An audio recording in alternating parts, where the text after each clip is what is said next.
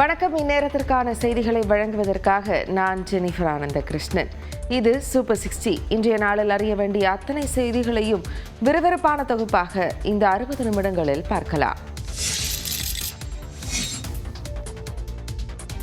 மதுரையில் கோட் திரைப்படம் வெளியாவதை ஒட்டி ரசிகர்கள் இருசக்கர வாகனத்தில் பேரணியாக சென்றதால் போக்குவரத்து பாதிக்கப்பட்டது. மதுரையில் 20க்கும் மேற்பட்ட திரையரங்குகளில் படம் வெளியாகும் நிலையில் தவுட்டு சந்தை, பெரியார் நிலையம், தெற்கு வாசல் உள்ளிட்ட பகுதிகளில் 200க்கும் மேற்பட்ட ரசிகர்கள் இருசக்கர வாகனத்தில் முழக்கமிட்டபடி பேரணியாக சென்றனர். மதுரை கல்லூரி மேம்பாலத்தில் பேருந்தை மறித்தும் அவர்கள் கூச்சலிட்டனர். இதனால் போக்குவரத்து பாதிக்கப்பட்டது. மதுரையில் உள்ள திரையரங்குகளில் ரசிகர்கள் கொண்டாட்டத்தில் ஈடுபட்டு வருகின்றனர்.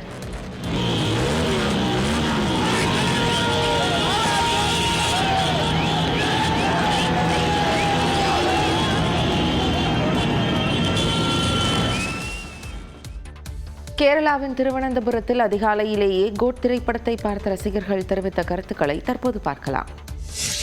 എല്ലാം അടിപൊളിയാണ്. എന്തായാലും വെങ്കടപുരം നല്ലപോലെ ചെയ്തു വെച്ചിട്ടുണ്ട്. വിജയ് നല്ല ഇതായിട്ട് ചെയ്ത് അത്യാവശ്യം നല്ല VFX എല്ലാം കൊള്ളാം. നന്നായിട്ട് എടുത്തിട്ടുണ്ട്. പിന്നെ പ്രത്യേകം പറയാനുള്ളത് മ്യൂസിക് എല്ലാം നന്നായിട്ടുണ്ട്.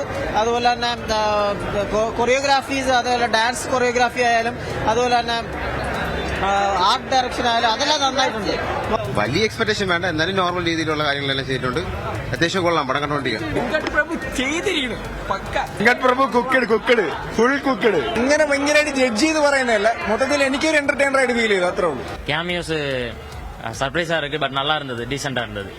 ഫാൻസിന് ഇഷ്ടപ്പെടാം, അല്ലാണ്ട് പറ്റത്തില്ല. It's A fictional commercial movie. അത് പ്രെഡിക്റ്റബിൾ എന്ന് വെച്ചാൽ ഫസ്റ്റ് ഹാഫ് വെച്ച് നോക്കുമ്പോൾ അങ്ങനെ ഒന്നുമായിട്ട് തോന്നിയില്ല. പക്ഷെ വെങ്കട് പ്രഭുവിന്റെ ഒരു എക്സ്പെക്ടേഷൻ നമുക്ക് കാണുമല്ലോ, പുള്ളിയുടെ ലാസ്റ്റ് മറ്റേ മാനാട് മങ്കാത്തയൊക്കെ വെച്ചിട്ട്. പക്ഷെ അതിന്റെ അത്രയ്ക്കില്ല. പക്ഷെ നമ്മൾ സ്പെൻഡ് ചെയ്യുന്ന ടൈമിനും കൊടുക്കുന്ന കാശിനും വേസ്റ്റ് ആവില്ല, കണ്ടിരിക്കുക, അത്രേ ഉള്ളൂ. கோவையில் காலை 7 மணிக்கு காட்சியாக கோட் திரைப்படம் பார்க்க சென்ற ரசிகர்கள் தெரிவித்த கருத்துக்களை தற்போது பார்க்கலாம். ஃபர்ஸ்ட் டே ஃபர்ஸ்ட் ஷோ இங்க தமிழ்நாட்டிலேயே இங்க வருது, அதனால ரொம்ப எக்ஸைட்டடா இருக்கும். கண்டிப்பா சூப்பரா தான் இருக்கும். டேட் விஜய் ஃபேன்ஸ், அதனால கண்டிப்பா சூப்பரா இருக்கும், எக்ஸைட்டடா இருக்கும். இதுக்காண்டி எங்கேயோ நிறைய பேர் கேரளாக்கு போய் வந்து படம் பார்க்கறது, பெங்களூருக்கு போய் படம் பார்க்கறது, அதை மாதிரி வந்து பண்றாங்க. நாங்களே இப்போ இங்க கிடைக்கலன்னா கர்நாடகாக்கு போய் தான் வந்து பார்த்துருக்கோம். ஆனா இங்கே எங்களுக்கு கிடைச்சது ரொம்ப சந்தோஷமா நினைக்கிறோம். விஜய் படம் பாக்குறதுக்கு எப்பயுமே ஃபர்ஸ்ட் டோ பாத்துருவோம். அதனால இதுக்கும் டிக்கெட் எப்படியோ கஷ்டப்பட்டு எடுத்துட்டு வந்துட்டோம். ரொம்ப ஆர்வமா தான் வந்திருக்கோம், இன்ட்ரெஸ்டா பார்க்கணும்னு சொல்லிட்டு ரொம்ப பிடிக்கும் விஜய்க்கு. நாங்கள் மதுரையிலேருந்து வந்திருக்கோம்.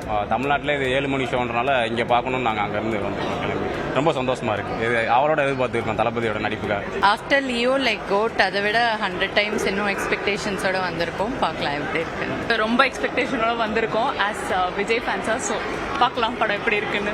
எங்க பையன் புக் பண்ணா வாங்கம்மா போலான்னா சைன், எங்க பையனோட நாங்களும் வந்து தேட்டருக்கு ஃபர்ஸ்ட், இதுவும் ஃபர்ஸ்ட்.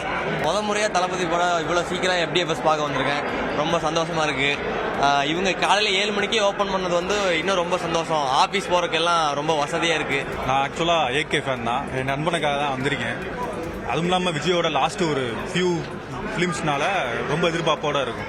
ரொம்ப ஆர்வமாக தான் சார் வந்திருக்கோம். விஜய் நல்லா பண்ணுவாருன்னு தான் நினைச்சிருக்கோம். அவரோட லாஸ்ட் பில்லியனாரு, ஆனா இன்னும் ஃபிலிம் எடுக்கணும்னு நாங்க ஆசைப்படுறோம். ரொம்பவே எதிர்பார்ப்போட இருக்குது. எப்படி சொல்றது, ஹிட்டோ ஃப்ளாப்போ இது தளபதி படம், அவ்வளோதான். வேற லெவல் எக்ஸ்பெக்டேஷனோட வந்திருக்கோம். அண்ட் கண்டிப்பாக எக்ஸ்பெக்டேஷனை சாட்டிஸ்ஃபை பண்ணுவாங்க. எப்படி சொல்றது, ரொம்ப ரொம்ப ஹாப்பியாக இருக்கு. பாலியல் சர்ச்சை நிலவும் நிலையில் தென்னிந்திய நடிகர் சங்கத்தின் பெண் உறுப்பினர்கள் பாதுகாப்பு குழு புதிய தீர்மானங்களை நிறைவேற்றியுள்ளது. தமிழ் திரையுலகைச் சேர்ந்தவர்கள் மீதான பாலியல் குற்றச்சாட்டு உறுதியானால் அவர்களுக்கு திரைத்துறையில் பணியாற்ற 5 ஆண்டுகள் தடை விதிக்க தயாரிப்பாளர்களுக்கு பரிந்துரை செய்வது என தென்னிந்திய நடிகர் சங்க பெண் உறுப்பினர்கள் பாதுகாப்பு கமிட்டி கூட்டத்தில் தீர்மானம் நிறைவேற்றப்பட்டுள்ளது. தென்னிந்திய நடிகர் சங்கத்தின் பெண் உறுப்பினர்களின் பாதுகாப்பை உறுதி செய்யும் வகையில் தென்னிந்திய நடிகர் சங்க பெண் உறுப்பினர்கள் பாதுகாப்பு கமிட்டி செயல்பட்டு வருகிறது. இந்த கமிட்டியின் ஆலோசனைக் கூட்டம் சென்னை டி நகரில் நடைபெற்றது. நடிகர் சங்க தலைவர் நாசர், துணைத் தலைவர் பூச்சி முருகன், பொருளாளர் கார்த்தி மற்றும் கமிட்டி தலைவர் ரோகிணி, உறுப்பினர்கள் சுகாசினி, குஷ்பு உள்ளிட்டோர் பங்கேற்றனர். இதில் திரைத்துறையில் உள்ளவர்கள் மீதான பாலியல் குற்றச்சாட்டு உறுதியானால் திரைத்துறையில் அவர்கள் பணியாற்ற 5 ஆண்டுகள் தடை விதிப்பதற்கான தீர்மானம் நிறைவேற்றப்பட்டது. கூட்டத்தை தொடர்ந்து நியூஸ் 18க்கு பேட்டியளித்த குஷ்பு, நடிகைகளுக்கு ஏதேனும் புகார் இருந்தால் பொதுவெளியில் தெரிவிக்காமல் நடிகர் சங்கத்திடம் தெரிவிக்க வேண்டும் என்று வலியுறுத்தினார். 7 தீர்மானங்கள் நீங்க பாத்தீங்கன்னா ப்ரெஸ்க்கு போகாதீங்க, எங்ககிட்ட வந்து பேசுங்க. ஏன்னா நீங்கள் ப்ரெஸ்க்கு போயிட்டீங்கன்னா தேவையில்லாத தீனி கொடுத்துட்ருக்கோம் மக்கள் மத்தியில். ஸோ நம்மளே வந்து நம்ம குடும்பத்தை பற்றி தவறாக பேசும்போது நம்ம குடும்பத்தை வந்து மக்கள் வந்து பார்க்கும்போது வேற கண்ணோட்டத்தில் பார்க்குறாங்க. இருக்கிறது எல்லா பெண்கள் இப்படி தானே எல்லாரும் நினைப்பாங்க, இல்லை எல்லா ஆண்கள் இப்படி தான் இருக்காங்களான்னு பார்ப்பாங்க. இந்த கூட்டத்தில் பாலியல் குற்றச்சாட்டுகள் தொடர்பாக 7 தீர்மானங்கள் நிறைவேற்றப்பட்டுள்ளதாகவும் நடிகை குஷ்பு தெரிவித்தார். திரைத்துறையில் மட்டும் பாலியல் தொந்தரவு இருப்பது போல் சொல்வதை தாம் எப்போதும் ஒப்புக்கொள்ள மாட்டேன் என்று நடிகை குஷ்பு தெரிவித்துள்ளார். சென்னையில் செய்தியாளர்களிடம் பேசிய அவர் அனைத்து துறைகளிலும் ஹேமா கமிட்டி போன்ற குழுவை அமைக்க வேண்டும் என்றார். எல்லா துறையிலும் இருக்கு, அது ஏன் சினிமா மட்டும் குடிச்சிட்டு உட்காந்துட்டு இருக்கீங்க? ஏன் ஹேமா கமிட்டி வந்து ஒவ்வொரு துறையில இருக்கணும்னா ஏன் யாருமே அதை பத்தி கேள்வி கேட்கல? ஏன் ஐடி டிபார்ட்மெண்ட்ல நடக்கலையா? இல்ல வேற மெடிக்கல் டிபார்ட்மெண்ட்ல நடக்கலையா? எல்லா துறையிலும் இந்த மாதிரி கமிட்டி இருக்கணும்னா சொல்லுங்க, நான் ஒத்துக்கிறேன். சினிமா துறையை மட்டும் ஏன் எப்போதும் குற்றஞ்சாட்டுகிறீர்கள் என்றும் குஷ்பு ஆவேசமடைந்தார். கம்ப்ளைண்ட் வரலையே, அதுதான் இது வரைக்கும் பேசிட்டு இருக்கோம்.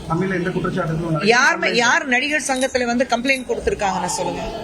யாருமே இது வரைக்கும் கம்ப்ளைண்ட் கொடுக்கல. நடிகர் சங்கத்துக்கு வந்து யாருமே கம்ப்ளைண்ட் கொடுக்கல. தமிழ் திரையுலக நடிகர்கள் மீது இதுவரை எந்த பாலியல் புகார்களும் நடிகர் சங்கத்தில் கொடுக்கப்படவில்லை எனவும் குஷ்பு தெரிவித்தார்.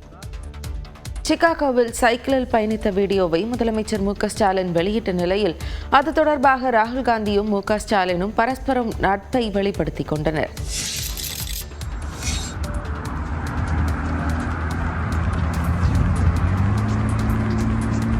சிகாகோவில் முதலமைச்சர் மு க ஸ்டாலின் சைக்கிளில் சென்ற காணொலிதான் இது.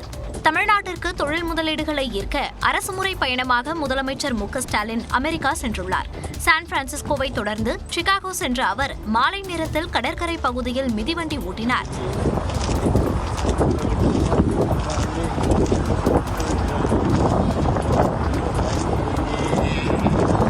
இந்த காணொலியை தனது எக்ஸ் பக்கத்தில் பதிவிட்டுள்ள முதலமைச்சர் மு க ஸ்டாலின் மாலை நேர அமைதி புதிய கனவுகளுக்கு வித்திடும் என்று குறிப்பிட்டுள்ளார். இதேபோன்று முதலமைச்சரின் இந்த வீடியோவை தனது எக்ஸ் பக்கத்தில் பகிர்ந்துள்ள திமுக எம்பி வில்சன் முதலமைச்சர் மறைமுகமாக ஒரு செய்தியை வெளியிடுவதாக கூறியுள்ளார். முதலமைச்சர் மு க ஸ்டாலின் வெளியிட்ட சைக்கிள் பயண வீடியோவை தொடர்ந்து ராகுல் காந்தியும் மு க ஸ்டாலினும் பரஸ்பரம் கருத்துக்களை பரிமாறிக்கொண்டனர். அரசியலை கடந்து முதலமைச்சர் ஸ்டாலின் தனது சகோதரர் போல என கோவையில் நடந்த நாடாளுமன்ற பரப்புரை கூட்டத்தில் கூறிய ராகுல் காந்தி திடீரென காரில் இருந்து இறங்கி முதலமைச்சருக்காக இனிப்புகளையும் வாங்கி கொடுத்தார். பின்னர் ராகுல் காந்தியின் பிறந்த நாளுக்கு மு க ஸ்டாலின் வாழ்த்து தெரிவித்த போது ஸ்வீட் எங்கே பிரதர் என அன்புடன் கேள்வி எழுப்பியிருந்தார். இப்படி இருவரும் தங்களின் நெருக்கத்தை வெளிப்படுத்தி வரும் நிலையில் சிகாகோவில் சைக்கிளில் மு க ஸ்டாலின் பயணம் செய்த வீடியோவை குறிப்பிட்டு எக்ஸ் தளத்தில் பதிவிட்ட ராகுல் காந்தி சென்னையில் இருவரும் ஒன்றாக சைக்கிளில் பயணம் மேற்கொள்வது எப்போது என கேட்டுள்ளார். இதற்கு பதிலளித்துள்ள முதலமைச்சர் மு க ஸ்டாலின் தங்களுக்கு வாய்ப்பு கிடைக்கும் போது இருவரும் சைக்கிளில் சென்னையை சுற்றி பார்ப்போம் என கூறியுள்ளார். மேலும் தன்னுடைய பங்கிற்கு இனிப்பு வழங்க வேண்டியது பாக்கியிருப்பதாக குறிப்பிட்டுள்ள முதலமைச்சர் சைக்கிள் பயணத்திற்கு பிறகு தன்னுடைய வீட்டில் சுவையான தென்னிந்திய மதிய விருந்துடன் இனிப்பை ருசிக்கலாம் என ராகுல் காந்திக்கு அழைப்பு விடுத்துள்ளார். இருவருடைய எக்ஸ் பதிவுகளும் அவர்களுக்கு இடையேயான தனிப்பட்ட நட்பை மட்டுமின்றி அரசியல் ரீதியான இணக்கத்தையும் வெளிப்படுத்துவதாக அமைந்துள்ளது. பிரதமர் மோடியின் பயணத்தின் இந்தியா புரூனே இடையே பல்வேறு ஒப்பந்தங்கள் கையெழுத்தாகின. புருனேவிலிருந்து சென்னைக்கு நேரடி விமான சேவை தொடங்குவதற்கு பிரதமர் மோடி மற்றும் அந்நாட்டு சுல்தான் பரஸ்பரம் வரவேற்பு தெரிவித்தனர். அரசுமுறை பயணமாக புருனே சென்ற பிரதமர் மோடி அந்நாட்டு சுல்தான் ஹாஜி ஹசன் அல் போல்கியா மற்றும் அவரது குடும்பத்தினரை அரண்மனையில் சந்தித்தார்.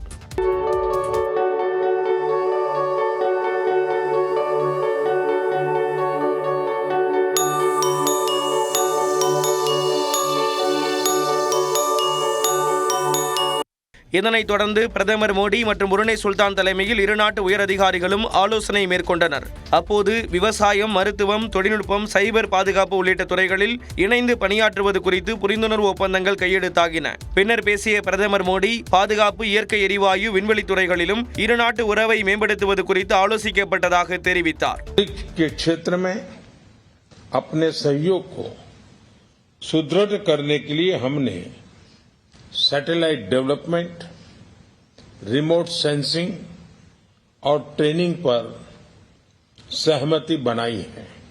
புருனேவில் திறக்கப்பட்ட இந்திய தூதரகத்தின் புதிய அலுவலகம் மூலம் அந்நாட்டில் வசிக்கும் இந்தியர்களுக்கு நிரந்தர முகவரி கிடைத்திருப்பதாக பிரதமர் மோடி கூறினார்.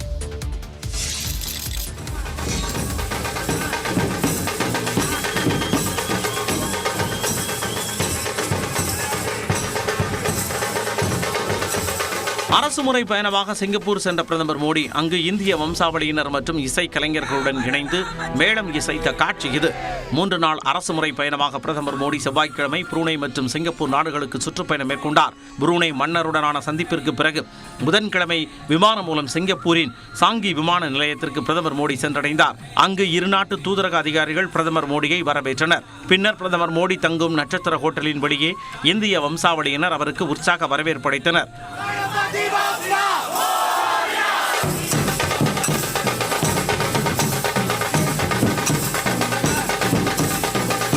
இந்திய வம்சாவளியினர்களில் சிலர் பிரதமர் மோடியிடம் ஆட்டோகிராஃப் பெற முயன்றனர்.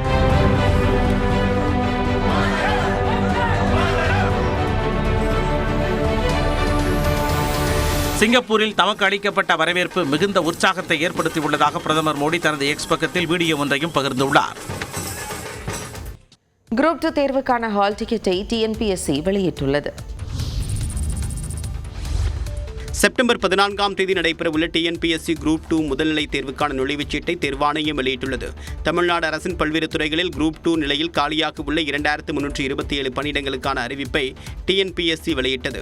பட்டப்படிப்பு கல்வி தகுதி கொண்ட இந்த பணியிடங்களுக்கு 7,93,962 பேர் விண்ணப்பித்துள்ளனர். இந்நிலையில் செப்டம்பர் 14ஆம் தேதி நடைபெறவுள்ள முதல்நிலை தேர்வுக்கான நுழைவுச் சீட்டை தேர்வாணையம் வெளியிட்டுள்ளது. இதனை தமிழ்நாடு அரசு தேர்வாணையத்தின் அதிகாரப்பூர்வ இணையதளத்தில் பதிவிறக்கம் செய்து கொள்ளலாம் என்று அறிவிக்கப்பட்டுள்ளது.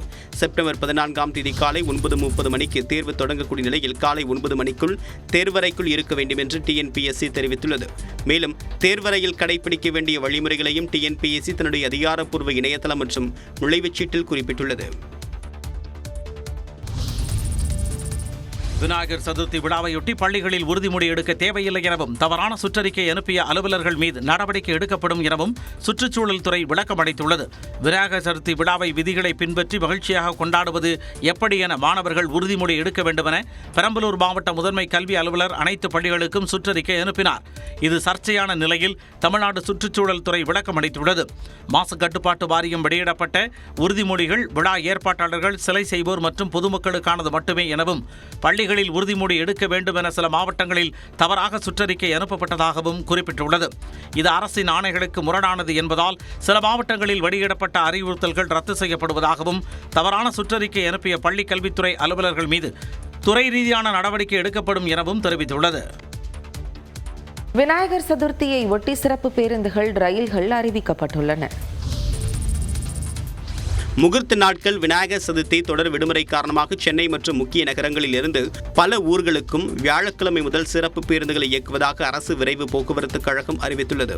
வரக்கூடிய வெள்ளிக்கிழமை முகூர்த்த நாள், அடுத்த நாள் விநாயகர் சதுர்த்தி மற்றும் 8ஆம் தேதி விடுமுறை நாளாகும். இந்த நிலையில் இந்நாட்களில் பொதுமக்கள் பல்வேறு ஊர்களுக்கும் பயணிப்பார்கள் என்பதை கருத்தில் கொண்டு சிறப்பு பேருந்துகள் இயக்கப்படும் என்று அறிவிக்கப்பட்டுள்ளது. சென்னை கிளாம்பாக்கத்திலிருந்து திருவண்ணாமலை, திருச்சி, மதுரை, திருநெல்வேலி உள்ளிட்ட இடங்களுக்கு வியாழன், வெள்ளி மற்றும் சனிக்கிழமை 1030 சிறப்பு பேருந்துகள் இயக்கப்பட உள்ளன.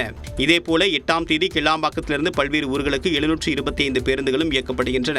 பொதுமக்களின் வசதிக்கேற்ப திருவண்ணாமலை, நாகை, ஓசூர் உள்ளிட்ட ஊர்களுக்கு வெள்ளி மற்றும் சனிக்கிழமைகளில் கோயம்பேட்டில் இருந்து 190 சிறப்பு பேருந்துகள் கூடுதலாக இயக்கப்படுகின்றன. இதேபோல மாதவரத்திலிருந்தும் 20 சிறப்பு பேருந்துகள் இயக்கப்பட உள்ளன. பெங்களூரு, திருப்பூர், ஈரோடு உள்ளிட்ட ஊர்களில் இருந்து பல்வேறு பகுதிகளுக்கு கூடுதலாக 350 சிறப்பு பேருந்துகளையும் இயக்க அரசு திட்டமிட்டுள்ளது. இதேபோல் சொந்த ஊர் சென்ற பயணிகள் திரும்பக்கூடிய வகையில் தேவைக்கு ஏற்ப சிறப்பு பேருந்துகளை இயக்கவும் அரசு திட்டமிட்டுள்ளது.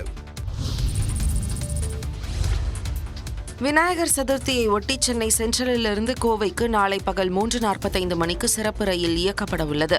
மறுமார்க்கத்தில் கோவையிலிருந்து சென்னை சென்ட்ரலுக்கு வரும் ஞாயிற்றுக்கிழமை இரவு 11:30 மணிக்கு சிறப்பு ரயில் புறப்பட்டு செல்லும். இந்த சிறப்பு ரயிலில் படுக்கை வசதி கொண்ட 12 பெட்டிகள் இணைக்கப்பட்டிருக்கும். இந்த சிறப்பு ரயில்களுக்கான முன்பதிவு நடைபெற்று வருகிறது. தாம்பரத்திலிருந்து கேரளாவின் கொச்சுவேலிக்கு செப்டம்பர் 6, 8, 13, 15, 20 மற்றும் 22ஆம் தேதிகளில் ஏசி சிறப்பு ரயில் இயக்கப்பட உள்ளது. மறுமார்க்கத்தில் கொச்சுவேலியிலிருந்து செப்டம்பர் 7, 16, 14, 21, 23ஆம் தேதிகளில் தாம்பரத்திற்கு சிறப்பு ரயில் இயக்கப்பட உள்ளது. இந்த ரயில் திருச்சி, மதுரை, செங்கோட்டை வழியாக பயணிக்கும். இந்த ரயில்களில் 14 ஏசி எக்கானமி வகுப்பு பெட்டிகள் இணைக்கப்பட்டிருக்கும். இந்த ரயில்களுக்கான முன்பதிவும் நடைபெற்று வருகிறது. செப்டம்பர் 17 மிலாது நபி பண்டிகை கொண்டாடப்படும் என்று தமிழ்நாடு அரசின் தலைமை ஹாஜி அறிவித்துள்ளார். இஸ்லாம் மதத்தின் இறை தூதர் முகமது நபிகள் பிறந்த தினத்தை மிலாது நபி விழாவாக மகிழ்ச்சியுடன் உலகம் முழுவதும் உள்ள இஸ்லாமிய மக்கள் கொண்டாடி வருகின்றனர். இந்த நாளில் முகமது நபியின் போதனைகளை போற்றும் விதமாக குரானை வாசிப்பது மிக முக்கிய கடமையாக இஸ்லாமியர்கள் வைத்துள்ளனர். மேலும் ஏழை எளிய மக்களுக்கு உணவு மற்றும் உடைமைகளை தானமாக வழங்குவதை வழக்கமாக கொண்டுள்ளனர். இந்த நிலையில் இந்த ஆண்டு மிலாது நபி பண்டிகை செப்டம்பர் 17 கொண்டாடப்படும் என்று தமிழ்நாடு அரசின் தலைமை ஹாஜி அறிவித்துள்ளார். சென்னை உள்ளிட்ட பகுதிகளில் நேற்று பிறை தெரியாததால் வருகின்ற 6ஆம் தேதி பிறை நாளாக நிச்சயிக்கப்பட்டிருப்பதாகவும் ஆகையால் செப்டம்பர் 17ஆம் தேதி மிலாது நபி பண்டிகை கொண்டாடப்படும் எனவும் தலைமை ஹாஜி தெரிவித்துள்ளார். தமிழ்நாட்டில் காலாவதியான சுங்கச்சாவடிகளில் தொடர்ந்து கட்டணம் வசூலிக்கப்பட்டு வருவதாக அமைச்சர் ஏவா வேலு குற்றஞ்சாட்டியுள்ளார். நெல்லை ரெட்டியார்பட்டி பகுதியில் கட்டப்பட்டு வரும் பொருணை அருங்காட்சியக பணிகளை அவர் பார்வையிட்டார். பின்னர் செய்தியாளர்களிடம் பேசிய அமைச்சர் ஏவா வேலு தமிழ்நாட்டில் 30க்கும் மேற்பட்ட சுங்கச்சாவடிகள் காலம் கடந்தும் செயல்பட்டு வருவதாக கூறினார். தமிழ்நாட்டை பொறுத்தளவுக்கு பீரியடு முடிஞ்ச பல சுங்கச்சாவடிலாம் இருக்குது. அவங்களாம் பீரியடெல்லாம் முடிஞ்சிட்டு அப்படியே தொடர்ந்து நீங்கள் மெயின்டெனன்ஸுக்காக வாங்குறத பற்றி இல்லை, ஏற்கனவே மூலதனம் செய்யப்பட்ட அடிப்படையில் அப்படியே தொடர்ந்து நீங்கள் அதே ரேட்டு வாங்கினுக்கிறீங்க. அதுதான் தவறு.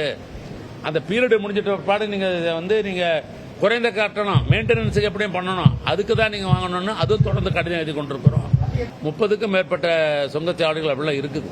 குறிப்பாக காலாவதியான பரனூர், கிருஷ்ணகிரி, ஸ்ரீபெரும்புதூர் மற்றும் இருங்காட்டுக்கோட்டை ஆகிய 4 சுங்கச்சாவடிகளை அகற்ற மத்திய அரசுக்கு தொடர்ந்து கடிதம் எழுதியுள்ளதாகவும் கூறினார்.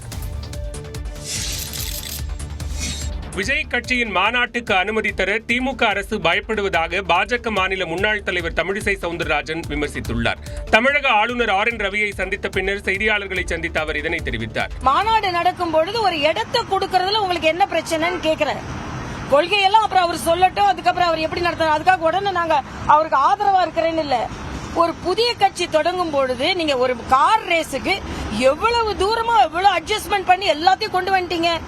ஆனா ஒரு இடத்துல அவரும் பாவம் மாத்தி மாத்தி மாத்தி இடத்த சொல்லிக்கிட்டு இருக்காரு. நீங்க கொஸ்டின் பேப்பரை கொடுத்துட்டே இருக்கீங்க. அவர் என்ன பரீட்சை எழுதி கொஸ்டினுக்கு ஆன்சர் பண்ணி என்னமா அவரு மாநாடு நடத்த ஏன் அவ்வளவு பயம்னு கேக்குறேன். PM ஸ்ரீ திட்டம் குறித்து திமுக தவறான தகவலை பரப்புவதாகவும் தமிழிசை சவுந்தரராஜன் குற்றம் சாட்டினார். அண்ணன் ஸ்டாலின் என்னோட பாதுகாப்பு எடுத்துட்டாரு. பெண்களுக்கு அதிகமா பாதுகாப்பு இருக்கு, அதனால இவங்களுக்கு என்ன பிரேமலதாவோட பாதுகாப்பை ஏன் பாதுகாப்பை தான் எடுத்துட்டாரு. பெண்களுக்கு எதுக்கு பாதுகாப்பு, இவங்கெல்லாம் மற்றவங்களுக்கு பாதுகாப்பு கொடுப்பாங்கன்னு. ஆனால் பெண்களுக்கு பாதுகாப்பு இல்லை. ஒரு டிஎஸ்பியோட தலைமுடியை பிடிச்சி இழுக்கிறாங்கன்னா அப்புறம் அரசியல் உள்ளவங்களுக்கு மாத்திரம் எங்க பாதுகாப்பு இருக்கும். நடிகர் விஜய்க்கு ஆதரவாக தான் பேசவில்லை என்றும் தமிழிசை சவுந்தரராஜன் விளக்கம் அளித்தார். நடிகர் விஜயின் மாநாட்டிற்கு அனுமதி வழங்க காவல்துறை தரப்பில் 21 கேள்விகள் கேட்கப்பட்டிருப்பது தேவையற்றது என்று நாம் தமிழர் கட்சியின் தலைமை ஒருங்கிணைப்பாளர் சீமான் விமர்சித்துள்ளார். அவருக்கு இன்னும் அனுமதியே கொடுக்க மாட்டீங்க, 21 கேள்வி கேட்குறீங்க. பெண்களுக்கு குழந்தைகளுக்கெல்லாம் பாதுகாப்பான இடம் வச்சிருக்கீங்களா, கழிவறை வச்சிருக்கீங்களான்னு நீங்கள் நடத்தின நாடுகளெல்லாம் எங்ககிட்ட பதில் சொல்லிட்டு தான் அப்படி நடத்துனீங்களா? அதெல்லாம் சும்மா அதெல்லாம் செய்யாமல் இருப்பாங்க. பொறுப்பற்று செய்யக்கூடிய ஆளுகள் அதெல்லாம் செய்வாங்க. காலதாமதிக்கணும். சென்னையில் செய்தியாளர்களிடம் பேசிய அவர் மேகதாது அணையால் தமிழ்நாட்டிற்கு அதிக பயன்கள் கிடைக்கும் என கர்நாடக துணை முதலமைச்சர் DK சிவக்குமார் கூறியதற்கு தமது கண்டனத்தை பதிவு செய்தார். அணையை கட்டி தமிழ்நாட்டுக்கு தண்ணி கொடுக்க போகிறோம்னு சொல்கிறார் துணை முதல்வர் ஐயா சிவக்குமார் அவர்கள். புதுசாக ஒரு அணையை கட்டி எங்களுக்கு தண்ணி கொடுக்கறதுக்கு இருக்கிற காவிரி அணையில் தண்ணியை கொடுத்துட்டா ஒரு பிரச்சனை இல்லை. இப்போ இருக்கிற அணையில் தண்ணியை கொடுக்கறதுக்கு என்ன பிரச்சனை? இது நம்பும்படியாக இருக்கா பாருங்கள். மழை காலத்தில் தண்ணீரை தேக்கி வைக்க முடியாத போது மட்டும் கர்நாடக அரசு தமிழ்நாட்டிற்கு தண்ணீரை திறந்து விடுவதாகவும் தமிழ்நாட்டிற்கு உரிய நீரை வழங்குவதில்லை என்றும் குற்றம் சாட்டினார். ரசிகர்களை மட்டுமே வைத்து நாட்டை ஆள முடியாது என்று அதிமுக முன்னாள் அமைச்சர் செல்லூர் ராஜு தெரிவித்தார். மதுரையில் செய்தியாளர்களிடம் பேசிய அவர் விஜய் அரசியல் வருகை குறித்து பல்வேறு கருத்துக்களை பகிர்ந்து கொண்டார். பொதுவாக ரசிகர்கள் மட்டும் கொண்டு ஒரு மக்களை ஒரு தமிழகத்தை ஆள்றதோ வைக்கிறதோ நடிகர் முடியும். மக்களுடைய செல்வாக்கும் வரணும் அப்படின்னு அடிப்படையில் சொன்னேன். அது விஜய் மட்டும் இல்லை, எந்த நடிகராக இருந்தாலும் அதுதான் அளவுகோல் என்று சொன்னேன். தலைவர் வந்தார்னா தலைவருக்கு நாங்கள் எம்ஜிஆர் மன்றம் ரசிகர் இருந்தாங்க. அன்னைக்கு பொதுமக்களுடைய பெருத்த ஆதரவு இருந்தது. முதலமைச்சர் மு க ஸ்டாலின் அமெரிக்காவில் சைக்கிள் கார் ஓட்டி மகிழ்வதாகவும் செல்லூர் ராஜு விமர்சித்தார். நம்ம முதலமைச்சர் விதவிதமாக சைக்கிள் ஓட்டுறார், ஸ்கூட்டர் ஓட்டுறார், கார் ஓட்டுறார், ஜிம்முக்கு போறார். இது பார்க்கலாம். 1300 கோடி தான் தொழில் புரிந்து ஒப்பந்தம் போட்டதாக பத்திரிகையில் பார்த்துருக்கோம். ஆக அவர் ஜாலி ட்ரிப் மாதிரி நம்ம முதலமைச்சர் எல்லா இடத்துக்கும் அவர் ஜாலியாக போறார். எடப்பாடி பழனிசாமி ஆக்கப்பூர்வமான பணிகளுக்காக அமெரிக்கா சென்றதாகவும் செல்லூர் ராஜு குறிப்பிட்டார். இந்திய கூட்டணியின் ஒற்றுமையால் பிரதமர் மோடி நிலை குலைந்து போயிருப்பதாக ஜம்மு காஷ்மீர் தேர்தல் பரப்புரையின் போது ராகுல் காந்தி தெரிவித்துள்ளார். இந்தியா கூட்டணி ஆட்சிக்கு வந்தால் ஜம்மு காஷ்மீருக்கு மீண்டும் மாநில அந்தஸ்து பெற்றுத்தரப்படும் என மக்களவை எதிர்க்கட்சித் தலைவர் ராகுல் காந்தி உறுதியளித்துள்ளார். யூனியன் பிரதேசமான ஜம்மு காஷ்மீரில் மொத்தமுள்ள 90 சட்டசபை தொகுதிகளுக்கு 3 கட்டங்களாக தேர்தல் நடக்கவுள்ளது. வரும் 18ஆம் தேதி முதற்கட்ட தேர்தல் நடக்கவுள்ள நிலையில் தேர்தல் பரப்புரைகள் சூடுபிடிக்க தொடங்கியுள்ளன.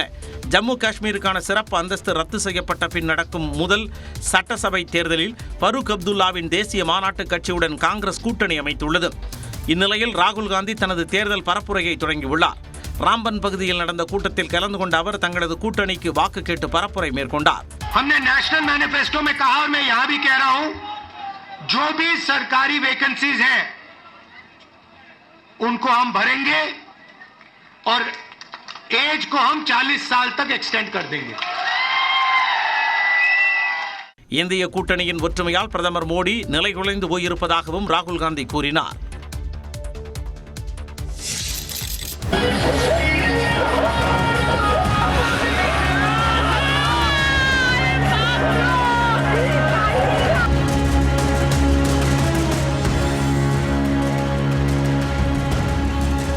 பீகாரின் சாப்ரா மாவட்டம் அருகே பாட்டு கச்சேரியின் போது நடந்த விபத்தின் பதைபதைக்க வைக்கும் காட்சிதான் இது. இஷாவ்பூர் பகுதியில் மகாவீர் மேளா திருவிழாவையொட்டி செவ்வாய்க்கிழமை ஆடல் பாடல் நிகழ்ச்சிக்கு ஏற்பாடு செய்யப்பட்டிருந்தது. அதனை காண ஏராளமான மக்கள் ஒரே நேரத்தில் குவிந்திருந்தனர். மேடை அமைக்கப்பட்ட இடத்திற்கு எதிரில் உள்ள வீட்டின் மீது நூற்றுக்கணக்கானோர் அமர்ந்து நடனத்தை கண்டு ரசித்தனர். அப்போது சுற்றுச்சுவர் பாரம் தாங்காமல் சரிந்தது. ஏராளமானோர் கீழே விழுந்தனர். இந்த விபத்தில் 15 பேர் படுகாயமடைந்து மருத்துவமனையில் அனுமதிக்கப்பட்டுள்ளனர்.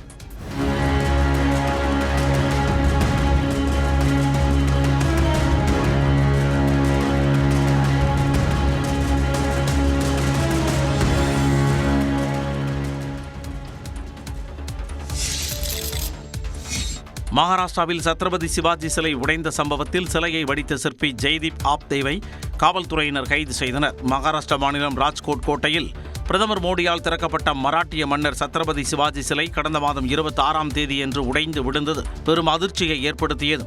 சிவாஜி சிலை உடைந்த விவகாரம் அரசியல் ரீதியாக பெரும் தாக்கத்தை ஏற்படுத்தியது. 35 அடி உயரம் கொண்ட சிலை உடைந்த விவகாரத்தில் சத்ரபதி சிவாஜி குடும்பத்தினரிடம் மன்னிப்பு கோருவதாக நரேந்திர மோடி பேசியிருந்தார். இதையடுத்து சிலையை வடிவமைத்த கட்டட பொறியாளர் சேத்தன் பட்டேல் கடந்த மாதம் 10ஆம் தேதி கைது செய்யப்பட்டார். சிலையை வடித்த சிற்பி ஜெய்தீப் ஆப்தே தலைமறைவானார். பல இடங்களில் தேடி வந்த நிலையில் தானே மாவட்டத்தில் அவர் கைது செய்யப்பட்டார். கேரளாவில் மலையாள நடிகர் அலன்சியர் மீது பாலியல் வன்கொடுமை வழக்கு பதிவு செய்யப்பட்டுள்ளது. எர்ணாகுளத்தில் உள்ள செங்கமணநாடு காவல் நிலையத்தில் இளம் நடிகை ஒருவர் நடிகர் அலன்சியர் மீது பாலியல் வன்கொடுமை புகார் அளித்தார். அதில் கடந்த 2017ஆம் ஆண்டு பெங்களூருவில் நடைபெற்ற ஆபாசம் என்ற படத்தின் படப்பிடிப்பில் அலன்சியர் தனக்கு பாலியல் தொல்லை கொடுத்ததாக குறிப்பிட்டுள்ளார். இதேபோன்று கடந்த 2018ஆம் ஆண்டு சதுரம் என்ற படத்தின் படப்பிடிப்பிலும் அலன்சியர் பாலியல் தொல்லை கொடுத்ததாக இளம் நடிகை கூறியுள்ளார். இது தொடர்பாக மலையாள திரைக்கலைஞர்கள் சங்கத்தில் முறையிட்ட போது அப்போதைய பொதுச் செயலாளர் எடவேலு பாபு புகாரை வாங்க மறுத்ததாக தெரிவித்துள்ளார். மேலும் அலன்சியர் மன்னிப்பு கேட்டுவிட்டதால் புகார் அளிக்க வேண்டாம் என்றும் எடவேலு பாபு கூறியதாகவும் இளம் நடிகை கூறியுள்ளார். இதனைத் தொடர்ந்து 2018ஆம் ஆண்டே தனது முகநூல் பக்கத்தில் அலன்சியர் குறித்து பதிவிட்டதாக அந்த நடிகை தனது புகாரில் சுட்டிக்காட்டியுள்ளார். இந்நிலையில் இளம் நடிகை அளித்த புகாரின் அடிப்படையில் நடிகர் அலன்சியர் மீது பாலியல் வன்கொடுமை வழக்கு பதிவு செய்யப்பட்டுள்ளது. குஜராத்தில் வெள்ளப்பெருக்கால் மக்களின் இயல்பு வாழ்க்கை பாதிக்கப்பட்டது.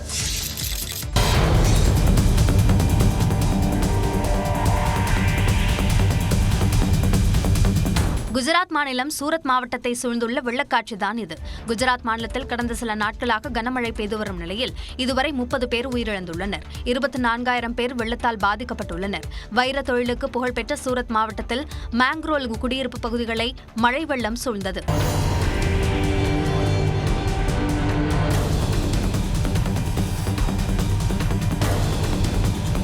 மேங்க்ரோல் பகுதியில் கோயிலுக்கு சாமி கும்பிடச் சென்ற பக்தர்கள் 4 பேர் வெள்ளத்தில் சிக்கிய நிலையில் அவர்கள் பாதுகாப்பாக மீட்கப்பட்டனர். கீம் மற்றும் கிச்சி நதிகளில் மழை வெள்ளத்தால் நீர்வரத்து அதிகரித்துள்ளது. 19 கிராமங்களைச் சேர்ந்த பொதுமக்கள் பாதுகாப்பான இடங்களுக்கு மாற்றப்பட்டுள்ளனர். முகாம்களில் தங்க வைக்கப்பட்டுள்ளவர்களுக்கு மாவட்ட நிர்வாகம் சார்பில் உணவு அளிக்கப்படுகிறது.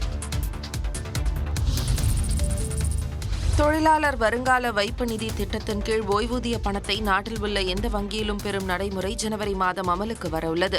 EPFO எனப்படும் தொழிலாளர் வருங்கால வைப்பு நிதி திட்டத்தின் கீழ் சுமார் 78 லட்சம் பேர் ஓய்வூதியம் பெற்று வருகின்றனர்.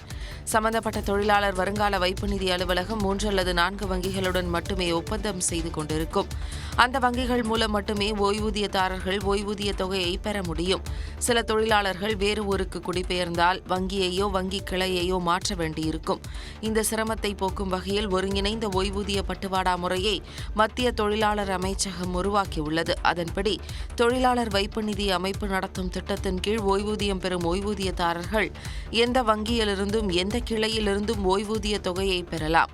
ஜனவரி 1ஆம் தேதி முதல் இது அமலுக்கு வருகிறது. இந்தியாவின் முதல் உலகளாவிய திறன் மையத்தை சென்னையில் நிறுவுவதற்கு அஷ்யூரன்ட் நிறுவனம் முதலமைச்சர் மு.க. ஸ்டாலின் முன்னிலையில் ஒப்பந்தம் செய்துள்ளது. சென்னையில் 200 கோடி ரூபாய் முதலீடு செய்ய அமெரிக்காவின் ஈட்டன் நிறுவனம் தமிழ்நாடு முதலமைச்சர் மு.க. ஸ்டாலின் முன்னிலையில் ஒப்பந்தத்தில் கையெழுத்திட்டுள்ளது. தமிழ்நாட்டிற்கான முதலீடுகளை ஈர்க்க அரசுமுறை பயணமாக அமெரிக்கா சென்ற முதலமைச்சர் மு.க. ஸ்டாலின் சிகாகோ நகரில் ஈட்டன் மற்றும் அஷ்யூரன்ட் நிறுவன உயரதிகாரிகளை சந்தித்து பேச்சுவார்த்தை நடத்தினார். இதனைத் தொடர்ந்து முதலமைச்சர் மு.க. ஸ்டாலின் முன்னிலையில் ஈட்டன் நிறுவனம் தமிழ்நாட்டில் 200 கோடி ரூபாய் முதலீடு செய்ய ஒப்பந்தம் கையெழுத்திட்டது. அதன்படி சென்னையில் தற்போதுள்ள ஈட்டன் நிறுவனத்தின் உற்பத்தி வசதியை விரிவுபடுத்தவும் ஆராய்ச்சி மற்றும் மேம்பாடு உலகளாவிய பயன்பாட்டு பொறியியல் மையத்தை நிறுவுவதற்கும் ஒப்பந்தம் மேற்கொள்ளப்பட்டது. இதன் மூலம் சென்னையில் 500 பேருக்கு வேலைவாய்ப்பு கிடைக்கும் என்று கூறப்பட்டுள்ளது. இதேபோன்று இந்தியாவின் முதல் உலகளாவிய திறன் மையத்தை சென்னையில் நிறுவுவதற்கு அஷ்யூரன்ட் நிறுவனம் முதலமைச்சர் மு.க. ஸ்டாலின் முன்னிலையில் ஒப்பந்தம் மேற்கொண்டது. ஏற்கனவே சான் பிரான்சிஸ்கோவில் தொழில் முதலீட்டாளர்களை சந்தித்த முதலமைச்சர் மு.க. ஸ்டாலின் 4600 பேருக்கு வேலை கிடைக்கும் வகையில் 1300 கோடி ரூபாய் முதலீடுகளை ஒப்பந்தம் செய்தது குறிப்பிடத்தக்கது. நிதி பற்றாக்குறையை காரணம் காட்டி பருவமழை முன்னெச்சரிக்கை பணிகளில் தொய்வு ஏற்படுவதை மக்கள் ஏற்றுக்கொள்ள மாட்டார்கள் என அமைச்சர் உதயநிதி ஸ்டாலின் கூறியுள்ளார். சென்னையில் வடகிழக்கு பருவமழையை எதிர்கொள்ள மேற்கொள்ளப்பட்டு வரும் முன்னெச்சரிக்கை பணிகள் குறித்து பல்வேறு துறைகளுடன் ஒருங்கிணைந்த ஆய்வுக் கூட்டம் நடைபெற்றது. சென்னை ரிப்பன் மாளிகையில் நடைபெற்ற இந்த கூட்டத்தில் அமைச்சர்கள் உதயநிதி ஸ்டாலின், KN நேரு, சேகர் பாபு, மேயர் பிரியா உள்ளிட்டோர் கலந்து கொண்டனர். அப்போது பேசிய அமைச்சர் உதயநிதி ஸ்டாலின் மழை நேரங்களில் ஏற்படும் மின்வெட்டு புகார்களுக்கு என்ன தீர்வு வைத்திருக்கிறோம் என்று அதிகாரிகள் பார்த்து கேள்வி எழுப்பினார். ஒரு நாளைக்கு மேல் மின்சாரம் இல்லை என்றால் நம்முடைய ஒட்டுமொத்த பணிகளையும் மக்கள் கேள்விக்கு உட்படுத்துகிறார்கள். அதனால் மழை நேரத்தில் மின்வாரிய பணி என்பது மிக மிக முக்கியமானது. பேரிடர் காலங்களில் தன்னார்வலர்கள், NGOs, சமூக ஆர்வலர்களுக்கான அவரோடு சேர்ந்து செயல்பட வேண்டியது அவசியம். நிதி இல்லாததால் புதிய பணிகளை மேற்கொள்ள முடியாத நிலை என்ற மனநிலை உள்ளதை மக்கள் தயவு செய்து ஏற்றுக்கொள்ள மாட்டார்கள். எனவே சென்னையை பொறுத்தவரை மழைக்கால முன்னெச்சரிக்கை நடவடிக்கைகளுக்கு தான் முன்னுரிமை தரப்பட வேண்டும். இந்த ஆய்வுக் கூட்டம் தொடர்பாக முதலமைச்சருக்கு அறிக்கை அளிக்கப்படும் என்றும் அமைச்சர் உதயநிதி கூறினார்.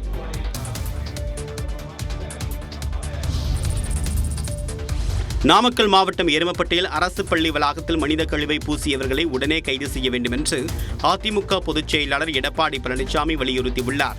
நாமக்கல் மாவட்டம் எருமப்பட்டியில் முதலமைச்சரின் காலை உணவு திட்டம் தயாரிக்கக்கூடிய சத்துணவு கூடத்தில் மனித கழிவு பூசப்பட்ட விவகாரம் தொடர்பாக விசாரணை மேற்கொள்ளப்பட்டு வருகிறது. வட்டார கல்வி அலுவலர் அருண் மற்றும் மாவட்ட தொடக்க கல்வி அலுவலர் ரவிசங்கர் விசாரணை நடத்தி வருகின்றனர்.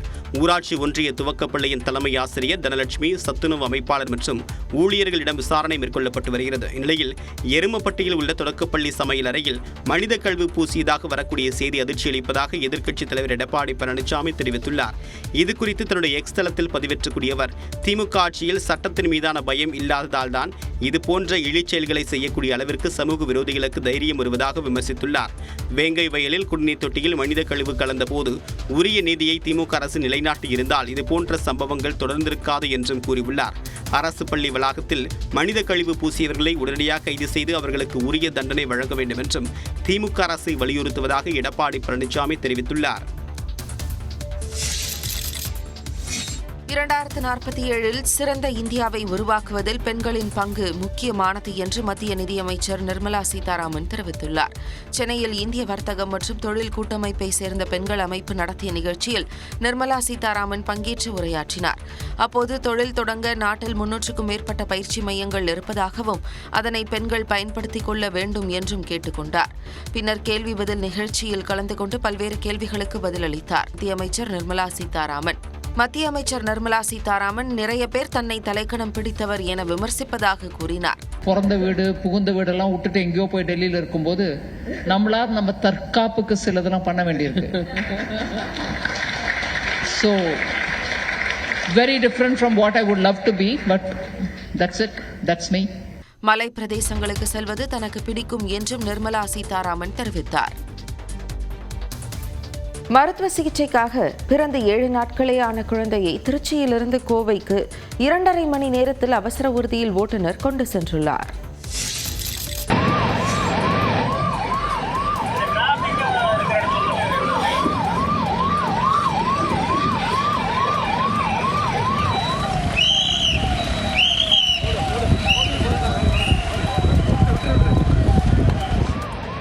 சென்னையில் ஒருநாள் படத்தின் பாணியில் பச்சிளம் குழந்தையை இருதய சிகிச்சைக்கு திருச்சியிலிருந்து மின்னல் வேகத்தில் கோவைக்கு அழைத்துச் சென்ற ஆம்புலன்ஸ் ஓட்டுநருக்கு பாராட்டு குவிகிறது. திருச்சி அரசு மருத்துவமனையில் பிறந்து 7 நாட்களே ஆன குழந்தைக்கு இருதய கோளாறு இருப்பது கண்டறியப்பட்டது. இதையடுத்து கோவையில் உள்ள தனியார் மருத்துவமனையில் சிகிச்சை அளிக்க ஏற்பாடு செய்யப்பட்டது. குழந்தையை வேகமாக மருத்துவமனைக்கு ஆம்புலன்ஸில் அழைத்து வரக்கூடிய அசைன்மென்ட் ஓட்டுநர் அஸ்வினுக்கு அளிக்கப்பட்டது. போக்குவரத்து காவலர்கள் தேவையான உதவிகளை அளித்த நிலையில் திருச்சியில் காலை 10 மணிக்கு புறப்பட்டு பிற்பகல் 12:40 மணிக்கெல்லாம் கோவை தனியார் மருத்துவமனையில் குழந்தையை பத்திரமாக கொண்டு சேர்த்தார் அஸ்வின். ரீச் ஆகிட்டு ஒரு 10:10 கிளம்பணும். அங்கேருந்து பேபி ரிசீவ் பண்ணிவிட்டு நேரம் வந்தோம். போலீஸ் நல்ல ஒரு சப்போர்ட்ஃபுல்லாக இருந்தாங்க. நல்ல டிராஃபிக் நல்லா உள்ளது இருந்தது. 220 கிலோமீட்டர் தூரத்தை சுமார் 2.5 மணி நேரத்தில் கடந்து குழந்தைக்கு விரைந்து சிகிச்சை கிடைக்க உதவியாக இருந்தார். முன் ஏற்பாடுகளுடன் காத்திருந்த சிறப்பு மருத்துவ குழுவினர் 7 நாட்களேயான பச்சிளம் குழந்தையின் உயிரை காப்பாற்ற இருதய சிகிச்சையை உடனே தொடங்கினர். ஆம்புலன்ஸ் ஓட்டுநருக்கு குழந்தையின் குடும்பத்தினரும் மருத்துவர்களும் நன்றி தெரிவித்தனர். சேலம் மாவட்டம் வீராணம் அருகே பட்டாசு கிடங்கில் ஏற்பட்ட விபத்தில் ஒருவர் உயிரிழந்த நிலையில் முதலமைச்சர் நிதியுதவி அறிவித்துள்ளார்.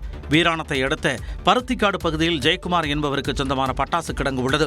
அனுமதி பெற்று நடத்தப்பட்டு வரும் இந்த பட்டாசு கிடங்கில் நாட்டு வெடிகளை இறக்கி வைத்தபோது கைதவறி ஒரு வெடி கீழே விழுந்து வெடித்தது. இதில் சிவகாசியைச் சேர்ந்த ஜெயராமன் என்பவர் பலத்த காயமடைந்த நிலையில் அவர் சிகிச்சைக்காக அழைத்துச் செல்லப்பட்ட போது வழியிலேயே உயிரிழந்தார். மேலும் படுகாயமடைந்த சுரேஷ்குமார், முத்துராஜா ஆகியோர் சேலம் அரசு மருத்துவமனையில் அனுமதிக்கப்பட்டுள்ளனர். விபத்து குறித்து காவல்துறையினர் விசாரணை நடத்தி வருகின்றனர். இதற்கிடையே உயிரிழந்த ஜெயராமனின் குடும்பத்திற்கு 3 லட்சமும் காயமடைந்த இருவருக்கு தலா 1 லட்சம் ரூபாயும் வழங்க முதலமைச்சர் மு.க.ஸ்டாலின் உத்தரவிட்டுள்ளார். தமிழகம் முழுவதும் 9 மாதங்களாக செயல்படாமல் உள்ள அனைத்து மணல் குவாரிகளையும் திறக்க வலியுறுத்தி நாமக்கல் அருகே மணல் லாரி உரிமையாளர்கள் சாலை மறியலில் ஈடுபட்டனர். மணல் குவாரிகள் இயக்கப்படாமல் நிறுத்தி வைக்கப்பட்டுள்ளதால் கடந்த 9 மாதங்களாக மணல் லாரி உரிமையாளர்கள் மற்றும் ஓட்டுநர்களின் வாழ்வாதாரம் பாதிக்கப்படுவதாக கூறப்படுகிறது. இந்நிலையில் கீரம்பூர், ராசாம்பாளையம் சுங்கச்சாவடியை முற்றுகையிட்ட 200க்கும் மேற்பட்டோர் போராட்டத்தில் ஈடுபட்டனர்.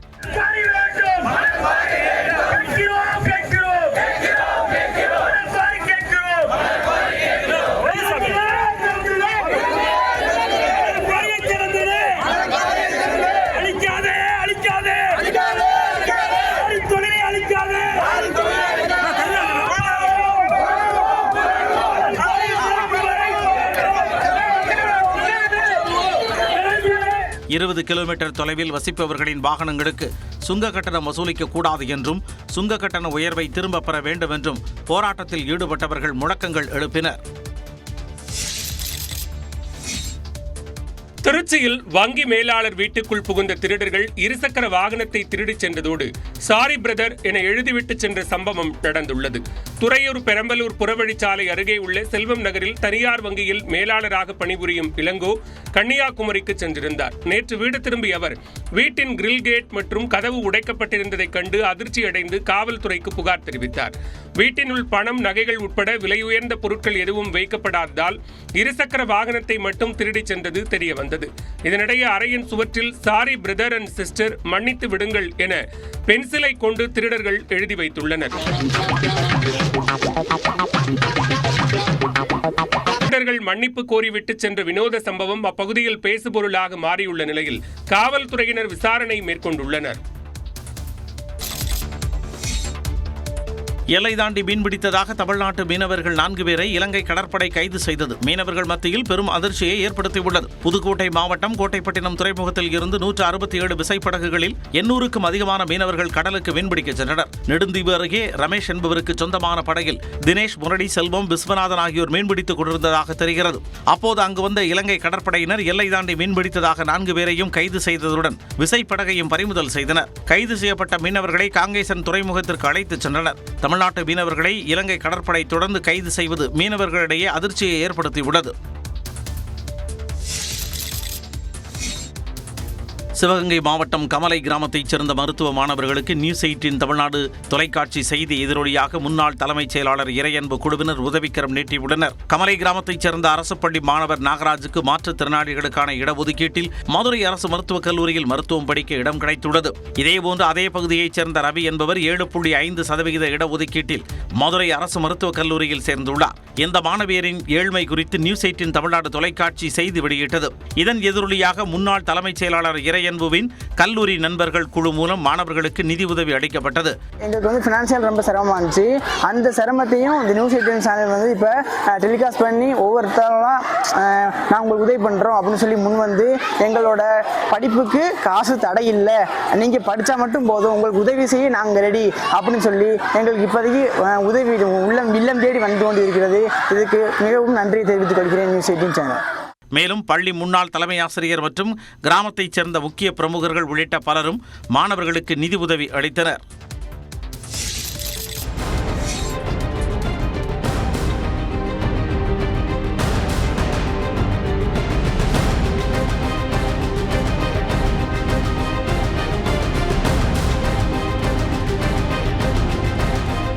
இட்லி தோசை சாப்பிட்டதற்கு காசு கேட்ட ஹோட்டல் உரிமையாளரை பார்த்து தன்னுடைய காலில் அணிந்திருந்த ஷூவை கழற்றி காட்டிய சிறப்பு உதவி காவல் ஆய்வாளர் தற்காலிக பணியிடை நீக்கம் செய்யப்பட்டார். தருமபுரி அரசு மருத்துவக் கல்லூரி மருத்துவமனை அருகில் செயல்பட்டு வரக்கூடிய உணவகத்தில் உதவி சிறப்பு காவல் ஆய்வாளர் காவேரி என்பவர் தினமும் சாப்பிட வருவது வழக்கம். ஆனால் சாப்பிட்ட உணவுக்கு முழு தொகையை கொடுக்காமல் பாதி பணத்தை கொடுத்துவிட்டு மீதி பாதியை மறுநாள் தருவதாக கூறிவிட்டு செல்வதாக தெரிகிறது. இந்நிலையில் நிகழ்வன்று வழக்கம் போல் சாப்பிட வந்த உதவி சிறப்பு காவல் ஆய்வாளரிடம் முந்தைய நாள் சாப்பிட்டுவிட்டு சென்ற உணவுக்கும் சேர்த்து கல்லாவில் அமர்ந்திருந்த உணவக உரிமையாளரின் மகன் முத்தமிழ் பணம் கேட்டதாக தெரிகிறது. இதனால் ஆத்திரமடைந்தவர் பணத்தை தூக்கி எறிந்துவிட்டு காலில் அணிந்திருந்த ஷூவை கலற்றி காட்டி அவரை தகாத வார்த்தைகளால் திட்டி கொலை மிரட்டல் விடுத்ததாகவும் தெரிகிறது. இது தொடர்பான வீடியோ வெளியான நிலையில் தன்னுடைய ஷூவை கலற்றி காட்டி மிரட்டிய சிறப்பு எஸ்ஐ பணியிடை நீக்கம் செய்யப்பட்டார்.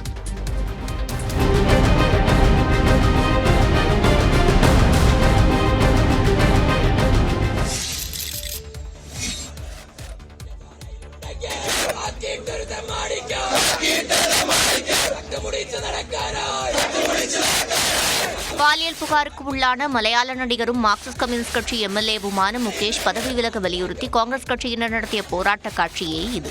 கொச்சியில் திரண்ட இளைஞர் காங்கிரஸ் கட்சியினர் நடிகர் முகேஷுக்கு எதிராக முழக்கங்களை எழுப்பினர். நடிகைக்கு பாலியல் தொல்லை அளித்ததாக புகார் எழுந்த நிலையில் ஹேமா கமிட்டி அறிக்கையை சுட்டிக்காட்டி இளையோர் காங்கிரசார் கண்டன முழக்கமிட்டனர்.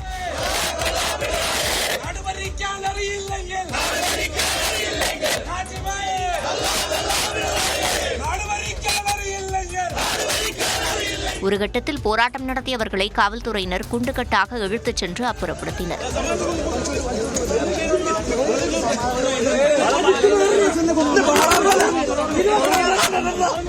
இதனிடையே பாலியல் புகாரில் சிக்கிய இயக்குநர் ரஞ்சித்தின் முன்ஜாமீன் மனுவை கேரள உயர்நீதிமன்றம் தள்ளுபடி செய்துள்ளது. இத்துடன் சூப்பர் 16 நிறைவு பெறுகிறது. மேலும் பல அண்மை செய்திகளை காண இணைந்திருங்கள். இது நியூஸ் 18 தமிழ்நாடு.